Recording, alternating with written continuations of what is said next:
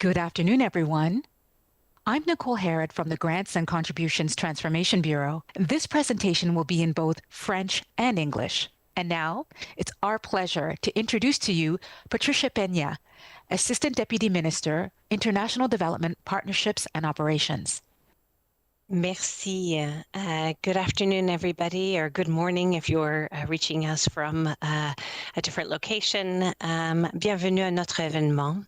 Welcome to this event. To be joining you for the beginning of this session. We are a large group of participants today, and some based in the kind of national capital region and some in different parts of the country. And so I just wanted to start off with a land acknowledgement. Donc moi, je suis ici dans la région. So I'm in the nation's capital, and we are meeting on the traditional and unceded territory of the Algonquin Anishinaabe people. It's true that it's a virtual event, and so you may find yourself elsewhere in Canada. And for all I know, perhaps you're abroad. So I would encourage you to give thought to the lands you may be on, and to the relationship with the ancestral land and traditional peoples that you might have. I'm just going to take really a few seconds of the precious time in this important partners forum. First of all, to say how important it is to us to have you with us today.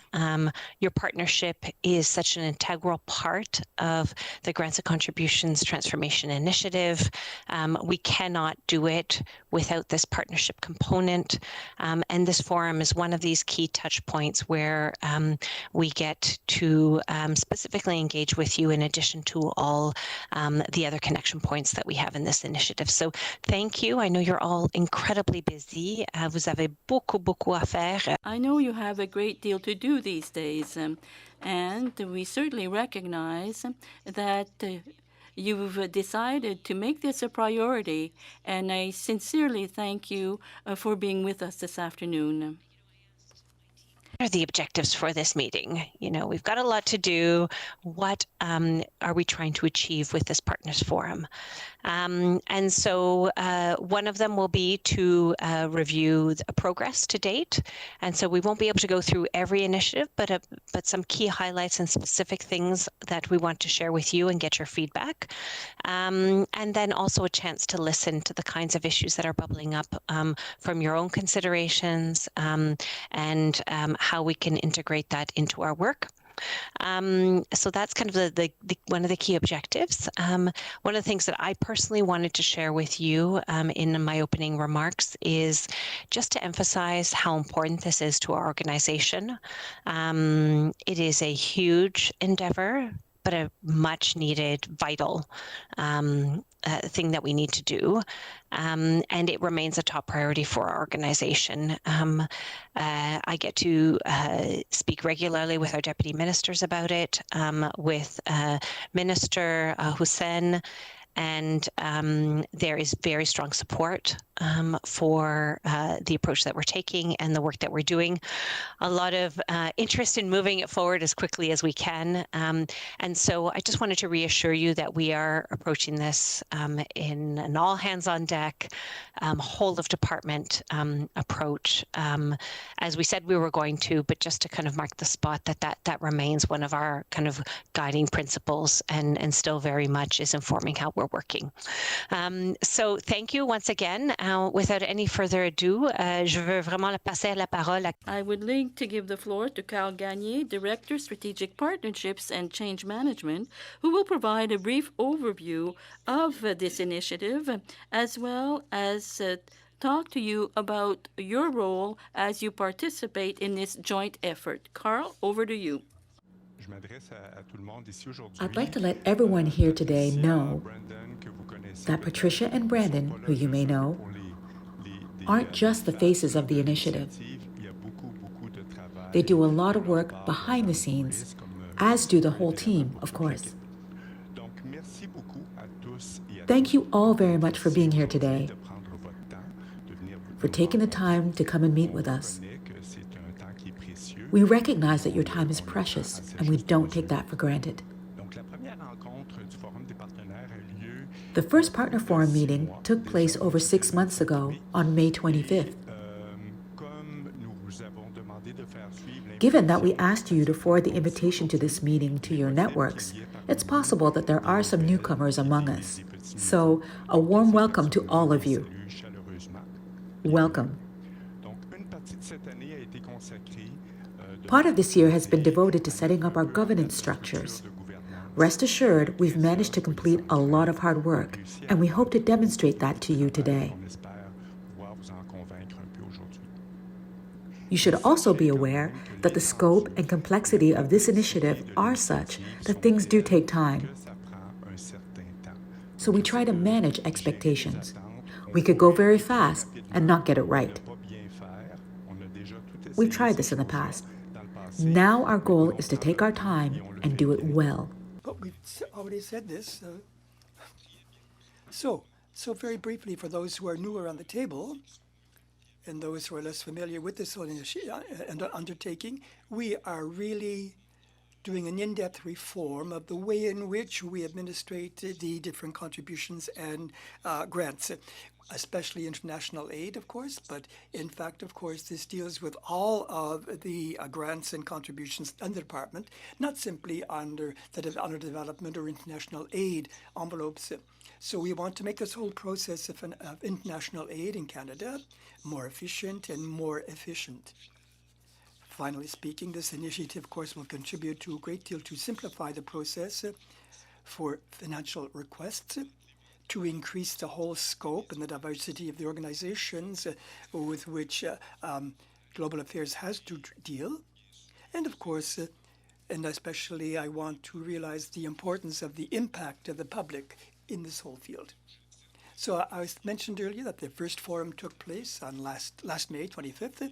So you had at that time, of course, many of you were there, and you will remember perhaps we had a platform called Thought Exchange. So there were more than 300 participants, and we got roughly 200 people who sent in or shared 470 thoughts, ideas. And out of these 470 thoughts, we made comments, and there was a total of more than 7,266 ratings with respect to these thoughts. Speaking generally, once we have all this information gathered together, we retained 3 key messages from the 25th of May meeting. First of all, I'm saying this, of course, as I'm simply stating things as we receive. We want to realize that it takes too much time to make decisions. And therefore, we concluded, we therefore understood that this limits your ability to act and to rapidly answer the needs of the communities on the spot. So the different organizations are very quick. They're able to adapt quickly. We are a bit less in our case. The second message which we received, which is as follows: we ask for too much and we share too little. So this particular forum, like in the other meeting, of course, we hope to increase transparency so that you can follow closely in real time the evolution of this whole initiative. And lastly, the third key message we got was that you want to collaborate in this transformation, and you want to have a wider, diverse range of partners working with the GAC. So these different comments for us, you see, are very important. They're very precious and useful. It's pretty much our guide for us with respect to the delivery of this initiative. I would say that many of the comments,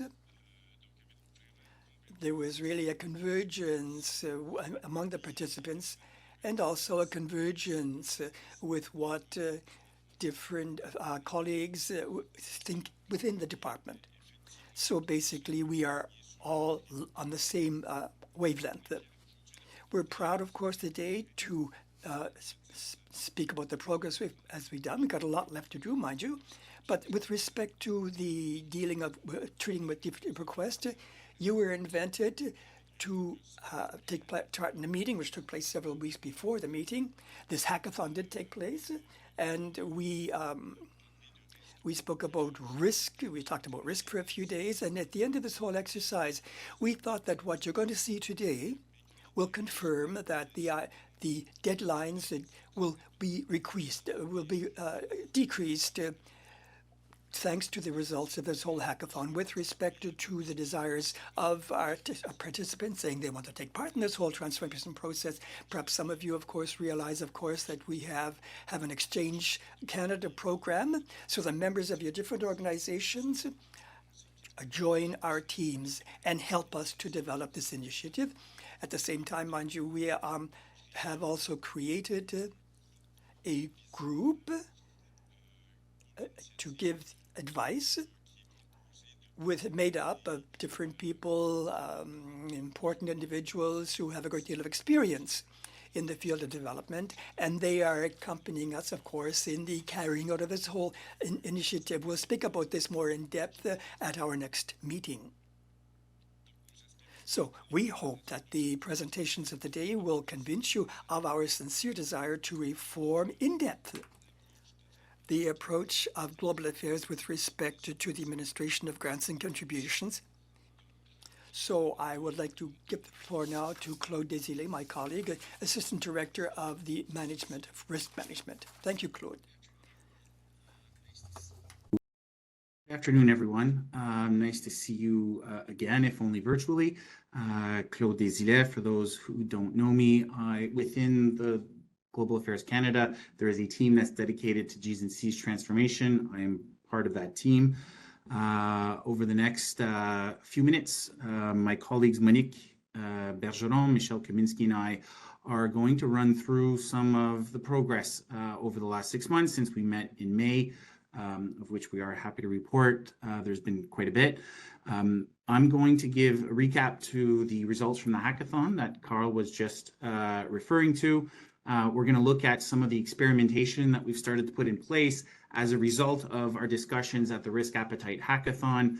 We're going to give a little bit of an update on locally led development. We will also be able to announce some financial policy changes that are reflective of the risk awareness, risk appetite discussions that we're having. And we'll also have a look at some of the progress on the technical solution side as well.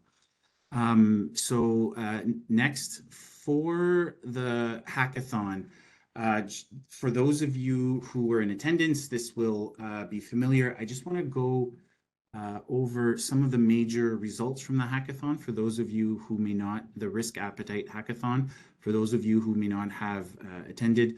There were many, Carl said there were 2 days worth of discussions. It's hard to distill everything in just a few minutes, but some of the very macro level, more tangible results from the hackathon were the drafting of draft partnership principles. I'm going to circle back to those in just a second, but partnership principles that will guide the relationship, our relationship with what we recognize is obviously a very diverse community of recipient organizations and partners.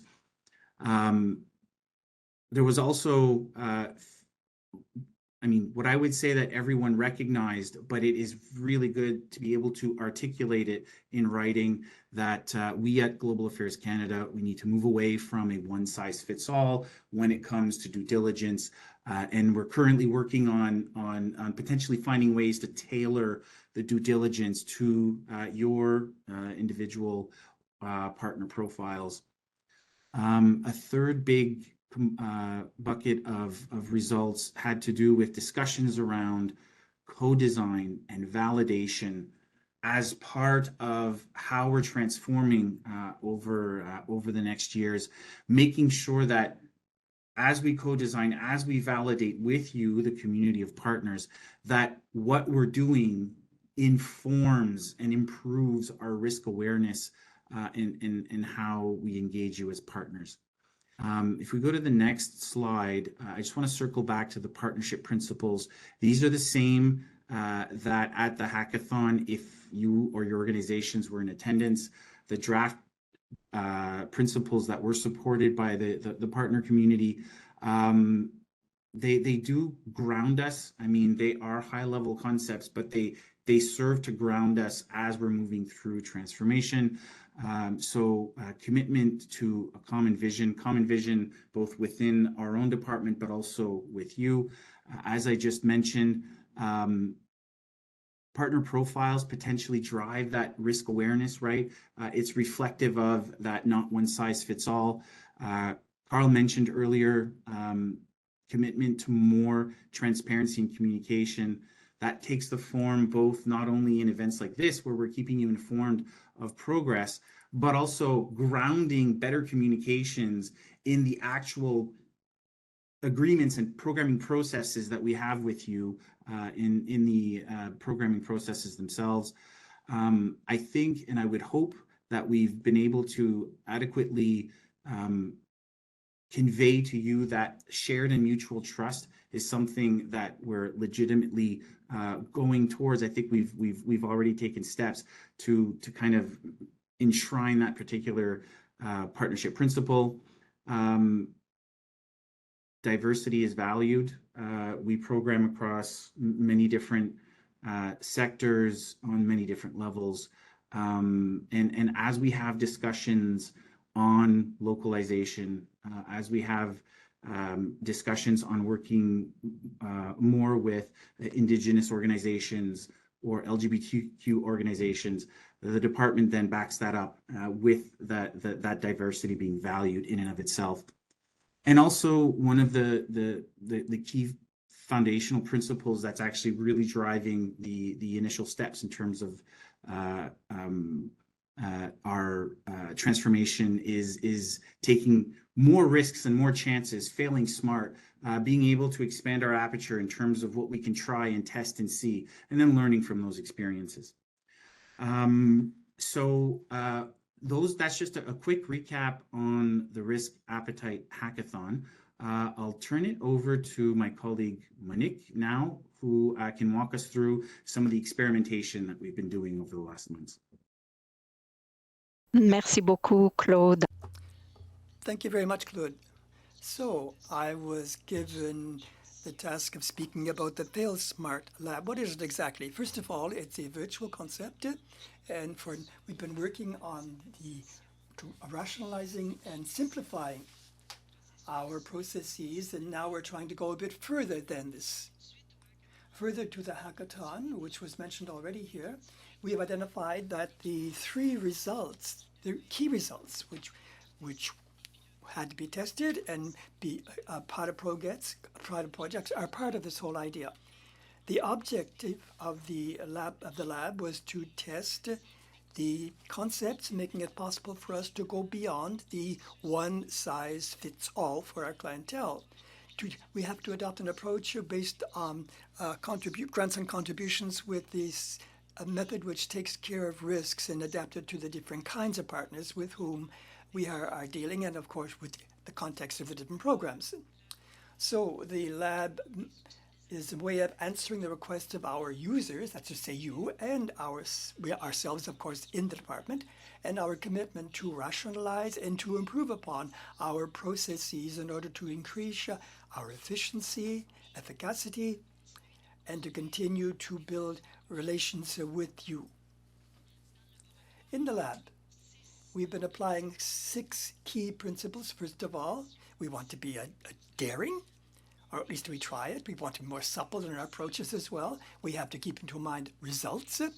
We have to keep in mind also the needs of the user, and we want to develop solutions which are optimal, but also taking into account the exact needs of our clients.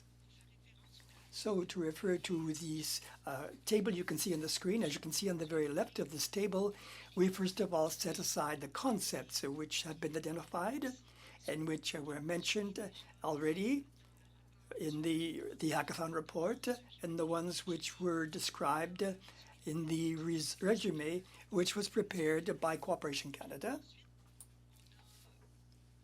And then we tried to test the different approaches and which are centered on results, the results oriented, and to prioritize tests with projects and real partners compared to a position, of course, which is experimental and fictional.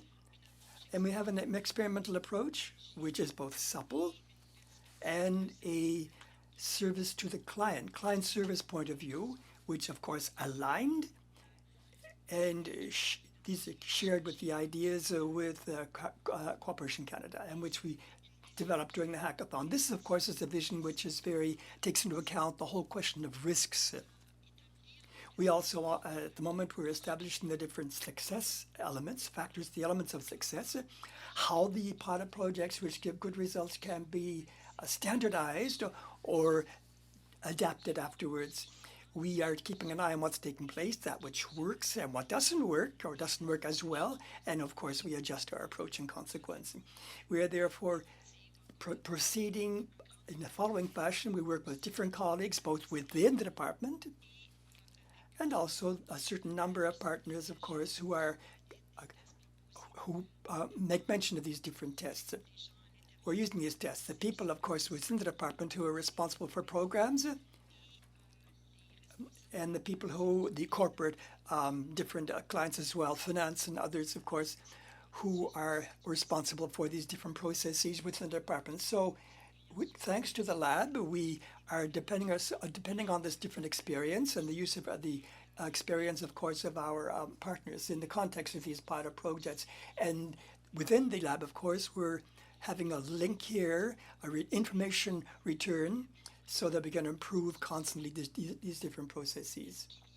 So what is taking place much at the moment in the Failsmart Lab? Different things are visible, but not many things are visible from the outside. Part of the work, of course, consists of modifying our own ways of proceeding, and one of the most important aspects, but also complicated at once, it's often and can't be seen, is the changement of the culture within our own organization, in order to really integrate and be aware of the risks and, of course, those different chances which we have to make use of. The fiscal restrictions are very real, and they have an influence upon the way which we are able to adapt to these changes. This is a process which is constantly underway. In the lab, and I think a number of you will perhaps recognize what you have contributed, there are 5 programs which are with different pilot projects underway, who working with partners we worked with for a long time, also some new partners and some local partners with whom we are working.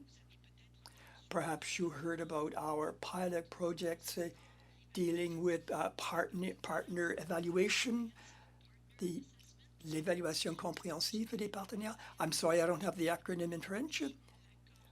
And the framework agreement with our partners, it's the partner framework agreement. So we're working on the preparatory phase of a call for proposals using the lean approaches. So the different methods we're talking about here, these are different ways of proceeding which are experimental. And in keeping into mind the local aspect, we are trying solutions which are adapted to local organizations and to their needs, and sometimes the administrative burden is too big for them. So in the next few months, we'll go ahead and we'll evaluate the results, and we shall see what lessons we have learned from this experimental phase.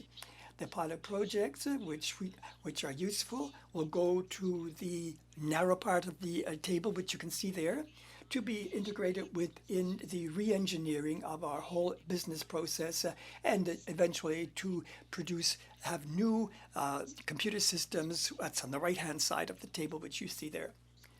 And we will be speaking about this in a few moments. We will look at these different pilot projects which didn't work out, those which did not go over to the left-hand side of the table, to see what we can learn from them, and of course to adjust our methods in consequence. So in all these pilot projects, requirements are integrated to take into account the possibility of going further in the different experiments we're carrying out. So with the re-engineering of the business process, which you see here, there's a reference here, we are setting up, of course, a team responsible for the integration of experience in the reorganization of the different processes we are using on our business side. So to resume, the Failsmart Lab helps us to modernize our tools and to in the elaboration of these new systems. And all of these, of course, are integrated within the whole system. Thank you for the next slide. Thank you so much. Locally led development, and this is very much informing the work that we're doing in the lab currently. The conversation of locally led development or localization has evolved over the years. This includes important discussions about shifting power closer to the communities that we are serving. Locally led development has been embedded in our work, our communal work, I would say, for decades. But in order to be even more sustainable and responsive to the local needs and priorities, our support through international assistance needs to continue evolving. This year, we focused on listening and learning from other players, and engaging in dialogue as we continue to work on this together. We're integrating what we've heard into various aspects of the transformation initiative. We're not doing this in isolation. We're doing this together, as you have also done a lot of work on this. And we've also been working with the OECD DAC and our peers to learn how we can better improve our approach, systems, and processes, while also sharing what we've done so far. So I will now hand over the presentation to my colleague, Michelle Kaminski, who's Director of the Grants and Contributions Financial Policy. Over to you, Michelle. Okay, thank you, and thanks for flagging that to me. So I was simply saying that, I started to say, that this is just another example of how we're hearing what you're telling us. In response to partners' feedback, including during the hackathon and CFO partner focal points, we're introducing changes to the management of contribution agreements under the International Development Assistance Program, consistent with the department's evolving risk appetite. I'll briefly touch on two financial policy innovations that are flagged on this slide. And the reason it's briefly is because I'm pleased to note that we published the details of these changes on our website on Friday. So the information is available to you on our website. So the first change is we've increased partners' flexibility to manage project budgets by increasing the general variance to a fixed rate of 40% for all organizations. This flexibility includes remuneration section and budget lines with negotiated overhead rates. Importantly, this change will provide you, our partners, with greater flexibility to adapt to external changes while enabling efficiencies in project management. So we think this is great news. And again, we're listening to what you're telling us. The second item is that we've reduced the financial impact of holdbacks on our partners by reducing the holdback amount and no longer applying holdback to all projects. This streamlining measure will significantly reduce the financial impact of holdbacks on organizations' cash flow, as well as simplify the management of contribution agreements for partners and GAC alike. Please note for the holdback change, to support an effective transition this fiscal year, the release of the holdback on operational projects will depend on the program's budget availability. I'm also pleased to note that the changes will apply to all development contribution agreements as of December 1st. They do not require any formal amendments. The changes will automatically apply. Now, looking ahead, we always have work on our plates. We're working on the renewal of the overhead compensation policy for the development program.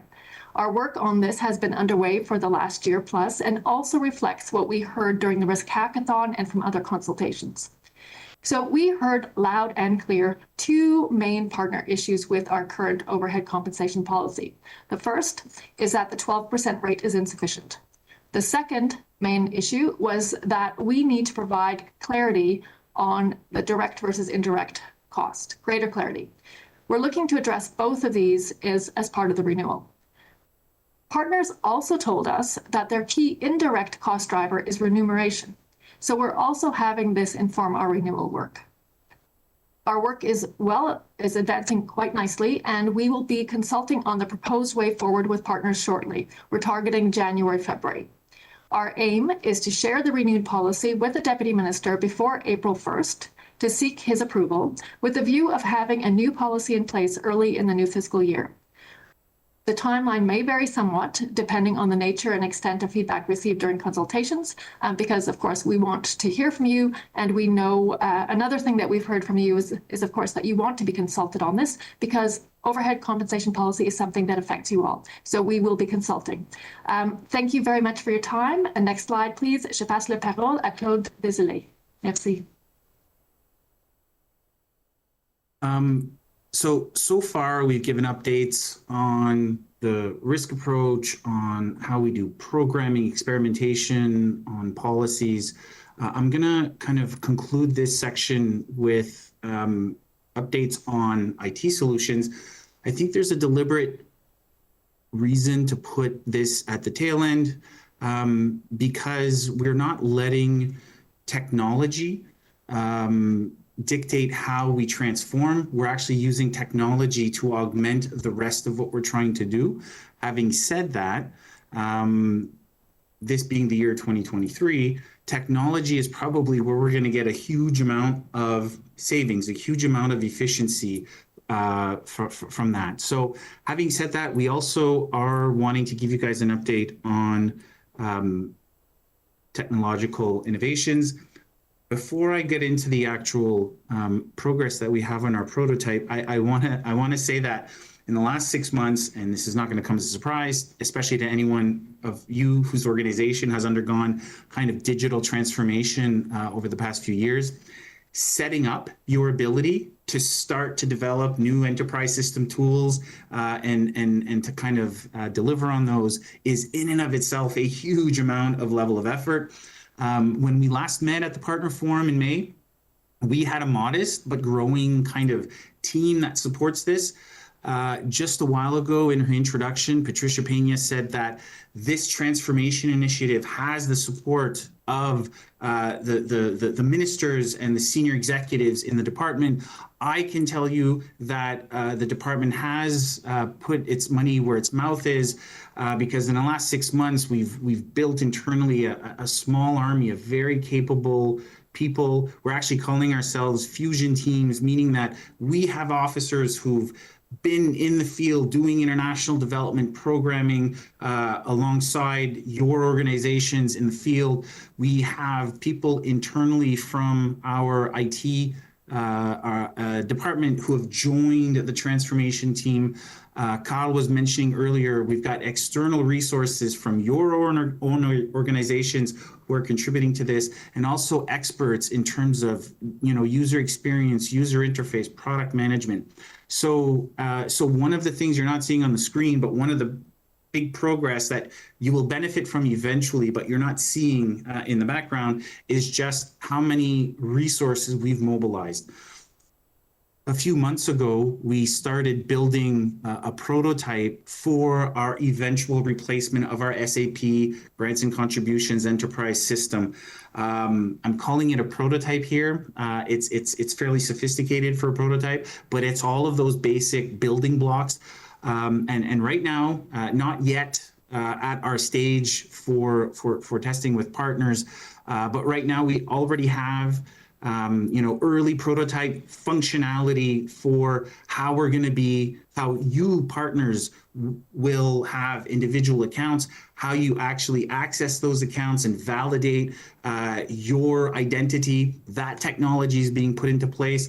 Once we get beyond the login page and your secure access to your own portal pages, within those pages, we've developed a capacity for what the concept note submission of the future is going to be. It's a little bit kind of, I would say, maybe a little bit shameful that we're still in the Adobe Web Forms stage, but we're moving away from that to technologies that you're more used to seeing in your other interactions on the internet. Within that same portal space on your side, what you're eventually going to see, we're also building the very early base representation of project budgets and how those are going to be submitted. I would suspect that if I polled you, a number of you would say that the current forms that we're using are less than user friendly. But there's also internal interfaces that we're working on. So for instance, our ability to now have a much more sophisticated user-driven dashboards for if we put out a call and we get 50 or 70 concepts, our program officers, the program who's actually receiving that lot of concept notes, have a much more powerful, easier access to that data. Even the internal things that we're doing, we know are going to have direct or indirect impacts on you, because the easier we make it for our internal colleagues to manage their programs, the faster it is we can get approvals back to you. I would say that there isn't, there are multiple metrics that we're using for our own performance indicators, but our ability to go from start to finish in terms of a proposal and approval and signing that agreement, that lag of time is what we're really focused on for you. And all of this, again, in the background, the Government of Canada has now a common data framework for all grants and contributions programming across the entire Government of Canada. Those departments who are renewing their systems all commit to making sure that they're using that common data framework. We are absolutely doing that. One of the ways that impacts you is if your organization deals with the Government of Canada for grants and contributions programming beyond just Global Affairs Canada, those organizations, hopefully, in the future, you'll even see coherence across departments of the Government of Canada. And we've also in the background been doing a lot of work on our own internal data framework, improving the way that we're structuring and storing the data. Eventually, that's going to lead to much more powerful ability to do analysis of the data, speeding things up. Or if I flip that coin over, one of the places where we have tremendous losses of efficiency in the department is just struggling. You guys ask us a question, struggling to be able to find the correct information, the correct data to answer that question. So within transformation, we also have a team specifically dedicated to looking at just how we renew our basic data framework. All of these teams have been stood up, and all of these teams are now working dedicated full-time resources to each individual aspect of the system. What this means ultimately for you and why kind of this specific aspect matters is our system. We know that the new enterprise system for us is going to be a big level of effort. We're taking an incremental, deliberate approach to how we plan which features of the system to work on first. So that we're trying to hit those areas of our information management that generate the biggest pain points. And those pain points really are reflective of what you have been telling us for the last 5 years, for the last 10 years. The other thing that I guess this particular partner forum is the first time that we as a department can say it, we're actually moving towards the tangible delivery of solutions, whether it's in terms of our programming, process, experimentation, policy changes, but also on the IT side. We actually are having tangible things now. It's not just things that we're planning to do in the future. Next slide. However, on the IT side, we've got lots of vision, lots of ambition, and now resources that are matching that vision and ambition. But when you're replacing an enterprise system, you know that it takes a long time. So we're not only focused on new changes and tools that you might see in a year or 2 years or 3 years from now. We're also focused on, hey, we have existing tools, and those tools are in and of themselves areas where partners have frustrations. So while we're working on the broader enterprise system, we also have people in the department who are focused on making small scale, immediate improvements to the current tools.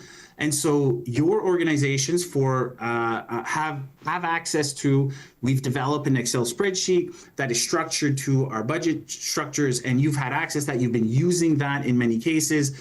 You can use that, and you have been using that when you submit your proposals. We have a team that's looked at that particular Excel spreadsheet tool and has made improvements to it. The usability of the updated tool is much improved. How it auto-populates certain fields to save time as you guys are submitting your budgets has improved. And now there's a functionality within that spreadsheet that does a compliance check. So some of our basic policy requirements when it comes to the budget, there's now a tab in that spreadsheet, and you can go there after you've entered your budget, and it actually just gives you a heads up on some things that you might not be compliant in terms of some of the policy objectives. So this is a tool, and right now it's still very much in real-time development. There's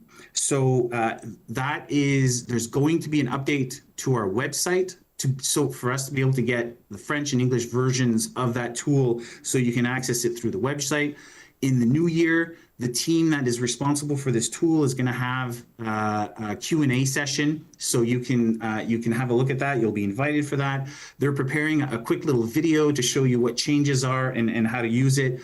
And embedded in that particular tool is now a feedback button. When you press it, it opens up an email with the address for that team. So as you start to use it, if there are certain functionalities that aren't quite right, or you want to give feedback, that tool is going to have that feedback. And then I'll just close on this one by saying that the team working on this tool also has people embedded and working on the broader transformation, the broader enterprise system. So both teams are aligning the data structure so that in the future, as you're using this tool and we slowly move to integrate from a standalone Excel spreadsheet to that budget functionality I was talking about in your individual portal accounts, the data structure that we're bringing with us is going to be aligned as a way of just improving and making sure that we have that coherence even amongst ourselves and our tools. So I will now turn it over to my colleague Linda, and we're quickly approaching a Q&A session. We're tracking the questions that you're asking in the chat, so we'll get to those. Over to you, Linda. Good, thank you. Well, thank you for everybody that is here. We're really happy to have so many partners with us. So I'm Linda Jankoff from the Change Management team supporting the GCTI. And what you see now on screen is a QR code for a short survey. Pardon, j'étais supposée parler en français. Oops, I was supposed to speak in French.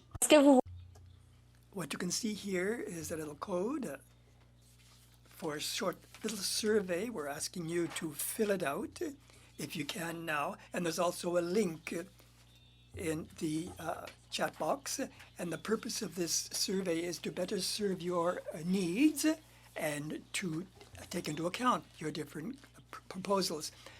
And today, of course, it's general. This survey also is there, but there will be other consultations which will be taking place later on, other surveys, other chances, of course, to get more feedback.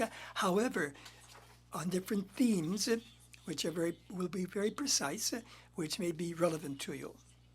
Also, you're going to see that at the top on the right, you can choose, of course, the language of your choice. We can answer the survey in English or in French. And we would also ask you to one and all to take a few moments, please, to answer this little survey before we get to the question period. We've got a number of questions waiting to be answered, and I shall give the road now to David Leblanc to be your moderator during the question and answer period. Thank you.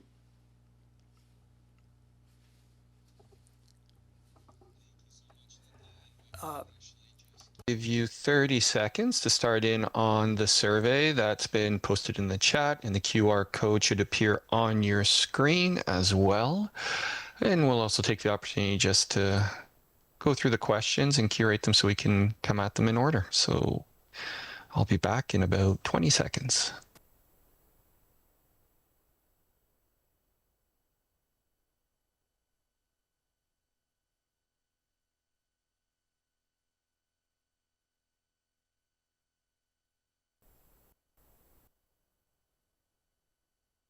Juste pour noter que le sondage est disponible en... I want to point out, of course, that the survey is available in both official languages.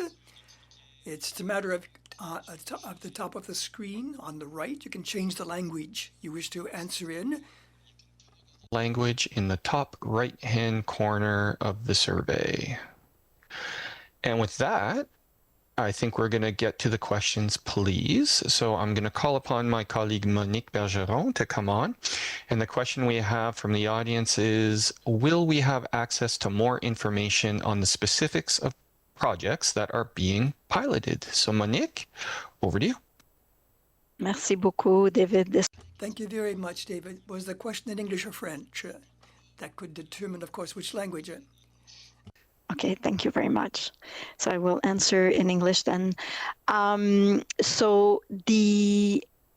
are a number of, as I said, there are 5 programs that are currently in the lab, and a lot of them, the specifics regarding the timing and when things are going to go through the lab has to do with first, there's a governance within our own transformation initiative that needs to validate the testing. And we just started testing this. So you'll hear about more details as time progresses, but already some of you around the table, I noted, are familiar with some of the testing that's already ongoing. So, but we will definitely come back to you with more details and more information as information becomes available. I saw also a question, I don't know if you want me to answer that right away, David, regarding some of the examples of the tests, or I'll come back to that. You know what, I'll call you back, Monique, if you don't mind. Yeah, we'll take the questions in order as best we can. Merci. Merci à vous. All right. So Claude, if you wouldn't mind coming back on, the next question is for you, and it is, what is the result of Partners Framework pilot work, and what is next for this? And I think that Wahid Wafa also asked what it was as well, in terms of that. So a little bit of a background. We have, for a long time now, been taking in all of the pain points from partners. It will come as no surprise that there are many aspects, many pain points on different levels that partners have with the department. And then there were also patterns. We could see patterns, partners with larger portfolios of agreements versus, very small local partners with one agreement. Their pain points were different in terms of the nature of what was causing the issues. When we looked at the pattern of partners with larger portfolios of agreements, it was clear that for us as a department, for the most part, partners with 5 or 10 or 20 different funding agreements active at any given time have mostly individual program officers who are different, managing different agreements. And what happens is, as a department, we're essentially treating partners as a series of projects, as opposed to looking at a higher level across the portfolio. And a number of the pain points for partners with larger portfolios really had to do a lot with the coherence and the coordination for them, the pain of having to deal with so many different people and getting different answers. So one of the aspects of not one size fits all and taking tailored approaches to different partner profiles includes, hey, for those partners with 5, 10, 20 different agreements, Global Affairs Canada, could you actually start looking at us at the portfolio level and seeing common issues? And a lot of time can be saved if we're looked at more cohesively. The Partner Framework Agreement isn't so much a financial agreement. What it is setting a framework for how we manage a portfolio level relationship between us as a department and all of the varied points of contact that you have and your organization. So the Partner Framework Agreement is going to be testing, hey, if we looked at you partner with many agreements, if we looked at you as a portfolio, as a holistic partner, rather than a series of individual projects, we should be able to harness a lot of time, wasted time, trying to address us as a department through many points of contact.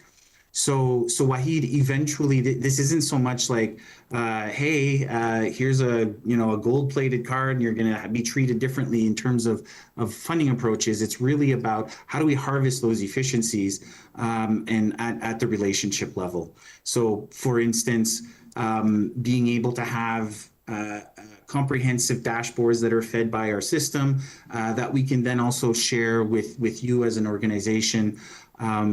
How we direct certain questions that maybe you have the same question for 4 projects. Instead of asking it to 4 people, you're asking it to 1 person.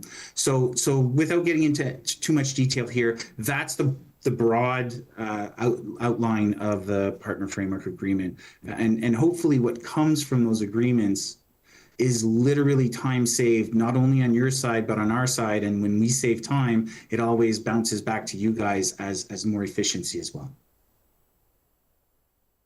Thank you so much for that, Claude. And I will call on my colleague Monique one more time, or well, not one more time, but certainly for the next 2 questions, Monique.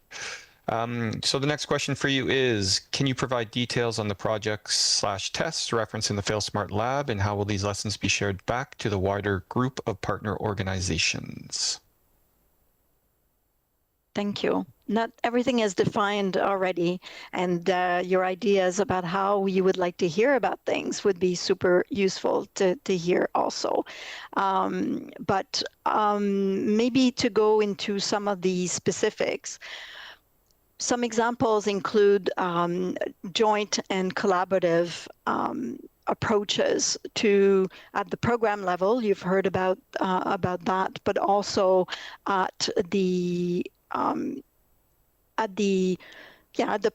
program. If you take, for example, Women's Voice and Leadership as a program, trying to apply solutions in a way that makes sense at the program level. Some examples could include, for example, joint initial visits, which have already happened in not WVL, but in another context. Planning, developing work plans together jointly, reporting in a much more collaborative manner and a much more iterative way, having some sustainability measures, for local partners who know their own needs and can identify areas where they need support in implementing initiatives, and align in much more closely the results and the risks with the financials and how we follow the achievement of results. So how you're reporting on results, but also how we engage with you on that. I don't know if that answers some of the questions, but I think more of the specifics will come as we move forward. Thank you, Monique. And while we have you in the hotspot, the next one is just for the preparatory phase for the call for proposals. Would you be able to provide us a few more details on that? Sure. And I realize also that there were perhaps some delays in the translation. So maybe I was speaking too fast. That'll teach me. I need to speak slower in the future. So we're applying a lean approach to look at all steps that are currently within a call for proposals and trying to see what can be streamlined, what can be improved, and applying those ideas and concepts to a real call. So more information is to come. There's no detail that I will share with you today, but it's happening at the moment. So stay tuned for that. And hopefully you will see the results when this comes out. So I hope that answers the question. I think that was Danuta who asked the question. Thank you. Thank you, Monique. That's wonderful. And I'll ask my colleague Michelle to come on screen, please. The next 2 questions are for you. I'll switch to French for the first question, and it is, est-ce que cette flexibilité... This flexibility, does it include the building? Can you hear me? Hello? Yes, we can hear you. Go ahead. the 40% there, this applies to not only construction, the construction costs are equal or above 20% of the approved budget. So it depends. Clarity, the flexibility in the budget variance applies to budget lines, not to the overhead rate itself. And that, again, we're looking at renewal of the overhead rate as part of the overhead policy renewal currently underway. There was also a question from Katia about the asking for me to repeat the changes about the indirect costs. So I'll touch that as well. So as part of the overhead compensation policy renewal, we are developing guidelines to clearly set out the distinction and distinguish between direct and indirect costs. This work responds to one of the key issues partners flagged for our attention that needed our attention as part of the renewal. So again, what we're working on is guidelines to differentiate between indirect and direct costs. Thank you. Okay. Thank you, Michelle. I am just going through, I believe we've answered these questions on detailed for the Failsmart projects.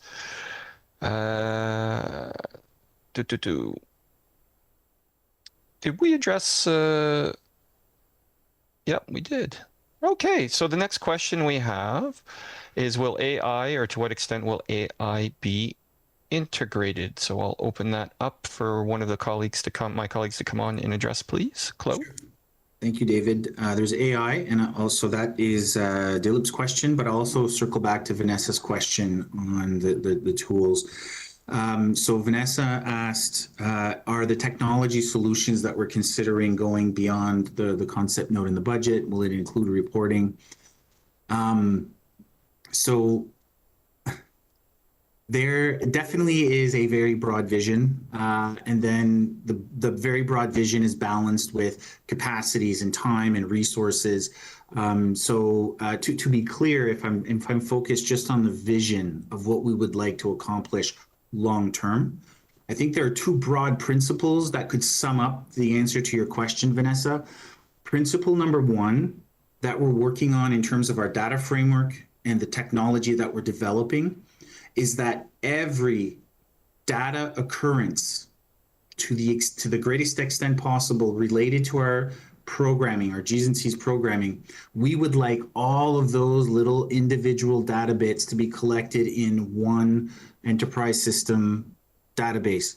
That is the way, as a starting point, that we can start to put a whole bunch of coherence, make risk-informed decisions, make decisions in a more timely fashion, respond to your questions in a timely fashion. So broad principle number one is we're going to try to take all of the stuff that exists right now as email attachments or in our black hole of a corporate repository system or as Excel spreadsheets or as all of these offline tools, and we're trying to bring them, all of that data, into one Dataverse. That's principle number one.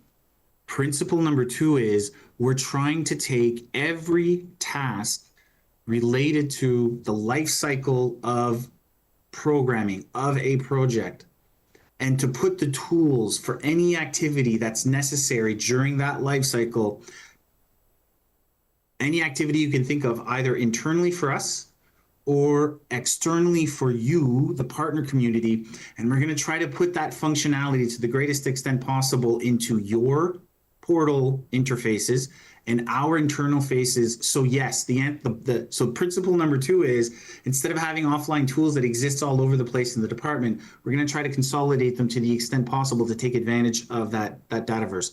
So not just reporting is absolutely part of our plan in terms of that portal functionality for you, but literally every other aspect to the extent that we can. I just spoke about vision, and I probably am one of the people in the department that likes to inflate the vision as much as possible.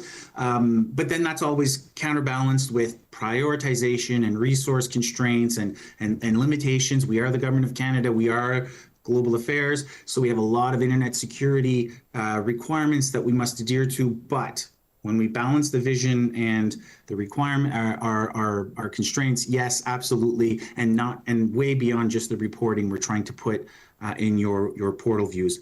I'll also answer Dilip's question, AI. So AI, yes, absolutely. We're dipping our little pinky toes into the waters, trying anyway in terms of using that now. It is what it is. We all know that it's kind of the Wild West at this point. So we'll see where it goes. We have a whole bunch of obviously Government of Canada requirements that we have to adhere to when leveraging AI. But I can tell you that we've been in interdepartmental discussion fora specifically on how different departments are using AI. We already have a dedicated person on our team that's there trying to scan the horizon. So there's no way the Government of Canada is going to not be leveraging AI. How we're going to do that, what the rules around it are going to be, how you're going to benefit from that, all TBD at this point because we're in our early days. And thank you so much for that, Claude. And the next question, I am going to ask my colleague Monique to come back on screen. And it is a question in French. Ce sera une question en français. Monique, on vous écoute. About localization, you said that local solutions are being tried out. Could you give us examples of that? Thank you. Thank you for this question. So one of the examples that comes to mind has to do with how we interact with feminist organizations. We've been hearing for a while now that very often that our approach and our requirements are in conflict with these feminist organizations, and so that we need to adapt our approach both in terms of how we receive proposals that are being put forward by these organizations, rather than imposing a specific format to try and adapt our expectations when it comes to information we're seeking from these organizations so that we can adjust to their needs and not the other way around, so that these smaller local organizations with whom we work, they can certainly teach us a great many things about how they go about their work. So this would apply, be it for implementation or reporting, follow-up, or assessment. So these are examples of tests. I don't know whether I've answered your question. I certainly hope so. And I apologize. I have the sun that is coming through the window and it's blinding me. Thank you. Nick, and for the next pair of questions, I'll call Michelle back on screen, please. So Michelle, will the segregation into direct and indirect costs impacts what is billable and non-billable? Meaning, will indirect means not billable and falls under overhead? So again, the work that we're doing is to provide greater clarity regarding the distinction between direct and indirect costs. What doesn't change is that we cover direct costs directly, and indirect costs would be covered by overhead through the overhead compensation policy. So again, we're looking to clarify and provide guidelines on the distinction between the two cost categories. And for the indirect costs, those are always picked up through the overhead compensation policy. So in a sense, there's no change. But again, we're proactively putting forward and developing guidelines to hopefully make everyone's jobs much easier, both yours, our partners, as well as internally with your negotiations with the Global Affairs Canada. The second question is, I think, asking just for me to touch on again the change that has been announced for the budget variance. So on this one, we've increased partners' flexibility to manage their project budgets by increasing the general variance, which has been between 10 and 30%, to a fixed rate of 40% for all organizations. This applies, again, this is for general variance. It does not include remuneration, as well as some other budget lines. For example, I was just noting in a previous response that if construction costs are above 20% of the entire budget, then the flexibility would not extend to that as well. So that's the news there. And I think there was one other question I will just quickly touch on, humor me. And this was a question regarding if there was a project signed in 2022, would the changes to holdback apply to that project? And the answer is yes. Thank you. All right. Thank you so much, Michelle. So I think the next question I have is, are you able to speak to some of the ways in which GAC is looking to share the risk with partners? Any examples of what that could perhaps look like, or any flexibility here, or if partners are taking more of the risk, how that could be resourced? So I'm just going to open the floor to see if any of my colleagues will come on. Note that if we don't provide any answers directly at this point, we will follow up with you as best we can following the event. So I'll throw that one out to see if there are any takers at the moment. And if not at this point, I will move on.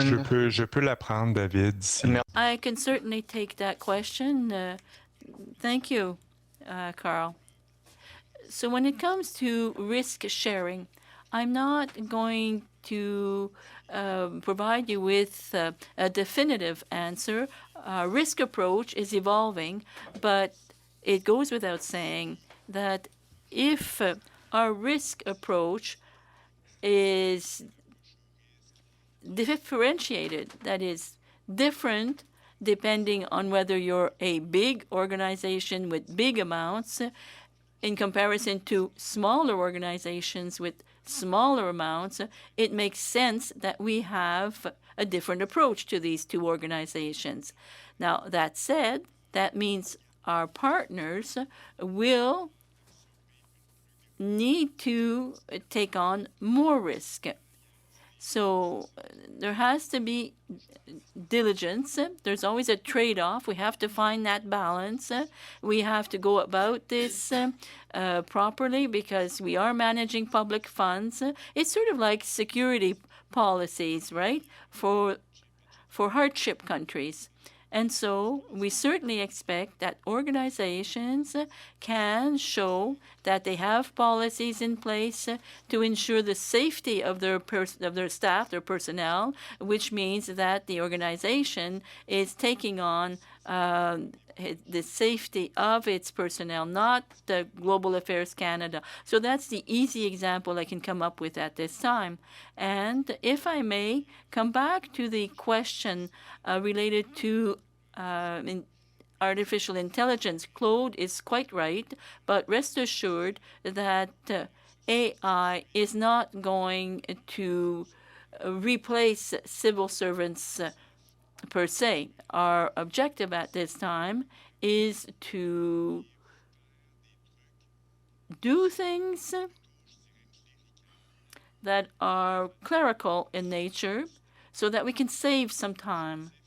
So the goal is to give people more time to do work that has added value rather than what we were talking about earlier, exchanges of information, that kind of thing. So I wanted to add that. Thank you. All right, and for the next one, I'm going to call on Claude to come on back. And this question is, Claude, how are participants selected and invited to participate in some GCTI's different initiatives? For example, how were participants selected for the hackathon? Thanks, Emily, for the question. There were probably a couple different responses to that. One is just actually awareness of our own kind of universal distribution list, and some of it is just putting your organizations on that list if they're not already there. So if you've received this invitation today, it means your organization. So there, some of it is that. Some of it's dependent on what part of the co-design and the co-creation that we're working on. So for instance, when it comes to some of the experimentation that Monique was presenting earlier, it's dependent on which actual program within the international assistance space we're doing experimentation with, and whether your organizations happen to be part of that particular program. In terms of the technology over the coming years, we're definitely going to want to do some testing with all of your organizations to the extent that you have the capacity to do so. Last spring and also fall a year ago, we put up a couple questions saying, hey, how much capacity does your organization have? Some of that was in anticipation of some of this testing. We're going to be reaching out to you in terms of just assessing where your capacities are, or asking for volunteers. We're not there yet because we're still in the prototype stage. So that participation really is dependent on which part of transformation we're working on. But I would say the bottom line is putting yourself forward. So at the end of this, we're about to post, and maybe Yannick, we could just go to the slide with the email address on it. We've got a generic email address. So this is the vehicle through which right now anyone who wants to contact us directly, please feel free to do so. But we're also through SurveyMonkeys and other feedback solicitation tools are going to be coming back with more specific questions with respect to what's the next thing on deck for testing that requires your participation. And then I guess, David, if I could, I think it was Jean-Marie who asked a question about investment in innovative technologies. So that's a question that's more about cost eligibility. So I think, Michelle, I don't know if you want to take this one, but I think maybe, Jean-Marie, if we could respectfully maybe put that one on pause. I don't know that there's a ready response to your question right here, and maybe get back to you on that one. But that obviously goes with the technological transformation that it's not just us that we're doing it, right? You as organizations, and we already know some of you are undergoing that transformation as well. So, but to be determined in terms of how that has an impact on cost eligibility, frankly. Hi there.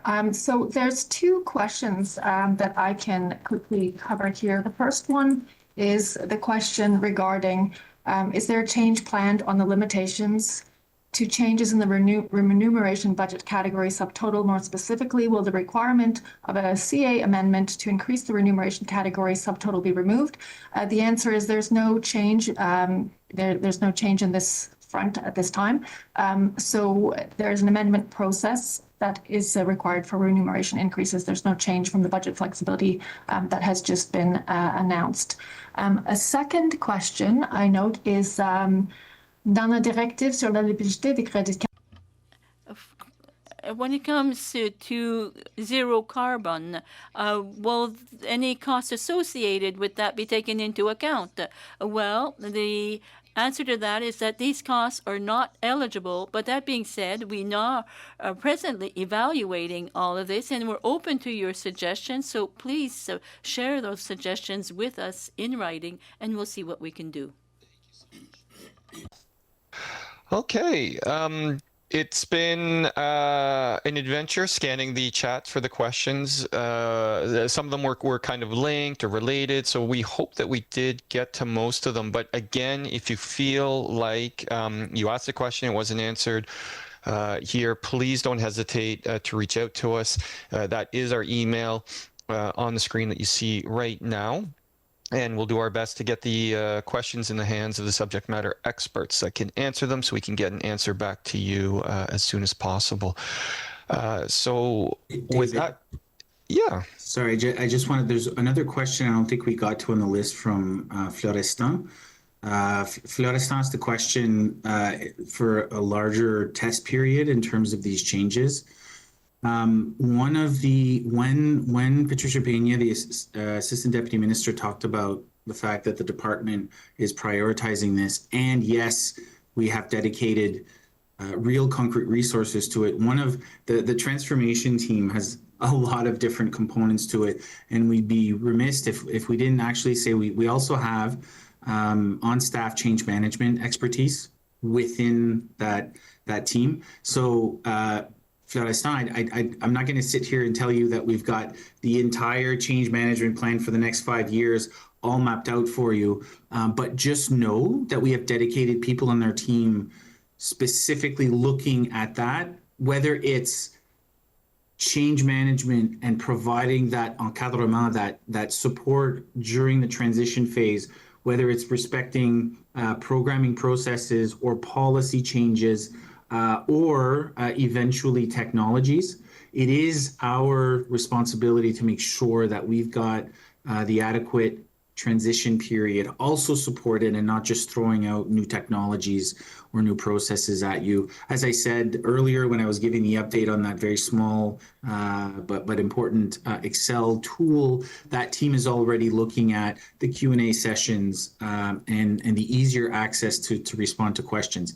That was a more general response to your question. It was probably a little bit bureaucratic, but that's where we are right now in terms of having mapped out specifics, but we do also have dedicated resources for that. And it is absolutely on our radar. How do we manage the change, not just with you, the partner community, but also internally, because we need to make sure that our colleagues are managing that change, because when they struggle, some of that reverberates onto the partner community. So it is top of mind for us as well. Thanks, Claude. I appreciate it. And we do have another question that we can provide an answer for. So I'll ask Michelle to come back on. This is a question regarding the holdback. So the question, Michelle, is on reduced holdback.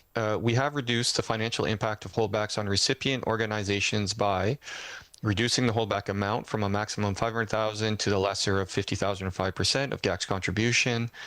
And no longer applying holdbacks to all projects, instead applying it only on the first project funded by GAC for all organizations without an active GAC funded project in the last 5 fiscal years. I won't go on because it's what's posted on the website. However, Michelle, can you please clarify how organizations with active projects will find out if the holdback applies to those projects or not? Should we engage our GAC counterparts to confirm? Great question. Thank you so much for that. So where GAC is applying a holdback, GAC will communicate with the organization. There's no need to contact, and GAC will do that. There's no need to contact, GAC will maintain it. As I noted earlier, to support an effective transition this fiscal year, the release of the holdback on operational projects will also depend on the program's budget availability. So I just want to flag that again. Our sense is the transition will be quite smooth, but again, we put that caveat out there. Thank you so much for the question. And thank you, Michelle, so much for the answer. All right. So before I throw it over to Carl, I'll take one more opportunity to ask you folks to please take the time to fill out the survey. It is a relatively quick survey, and it's really we're trying to fulfill our commitment to you folks to make sure that we're doing the shoulder to shoulder as we march on in this transformation initiative. So please do help us succeed in that. And I will pass it on to Carl now to give us some concluding remarks. Thank you, Carl. Merci beaucoup, David. Effectivement. Thank you, David. If you haven't taken the time, there are 5 or 6 questions on the survey. It's a pretty fast deal. It's very useful for us. It helps us to do our job. So thank you, David. Thank you for all the colleagues who've made presentations today. I hope that this was useful for one and all. And I take for granted that you realized, of course, that there's a great deal of work has been done, and a great deal of work has been done, but also even more work which has to be done. But as Patricia was saying at the beginning of the conference, none of this can be done without you. This is not something we're saying out of courtesy. It's reality. It's a fact, no doubt. We will not have dealt with our holdback policies and so on Obviously, these questions are always current questions, but the communication, of course, between the different partners, among ourselves also within the department, in the chat box, this helps us work these solutions, so there's more to come in the future. And thank you one and all for taking part. So your support, your actions, of course, and your ideas are obviously very important to us. This is one of the reasons for which, of course, we've asked you to fill out the survey. In the comments which we've seen, notably with respect to the holdback and so on, I realize, of course, that there is a certain satisfaction with the work which is being done. But I want to make sure that you realize that this is just the beginning. Next year, of course, will be a very busy year and the upcoming years will be very busy for us, one and all. And it'll be a pleasure, of course, for us to give you full reports in the upcoming months about what has been done, the progress we've made. Between now and then, you have our email address, and the mobilization team is there, the commitment team. And we are happy, of course, to hear what you're thinking. Put questions to us, please. Become engaged, of course. The dialogue is useful. It's always a pleasure for us to know exactly what you are thinking and to answer your concerns, to meet your concerns and stay in contact with you. Once again, thanks to all of the speakers. Thank you, Patricia, for having opened the meeting. And thank you to one and all, to all the partners to have taken the time to take part in this meeting. We realize, of course, that your time is precious, and thank you for taking the time to be with us today. Thank you.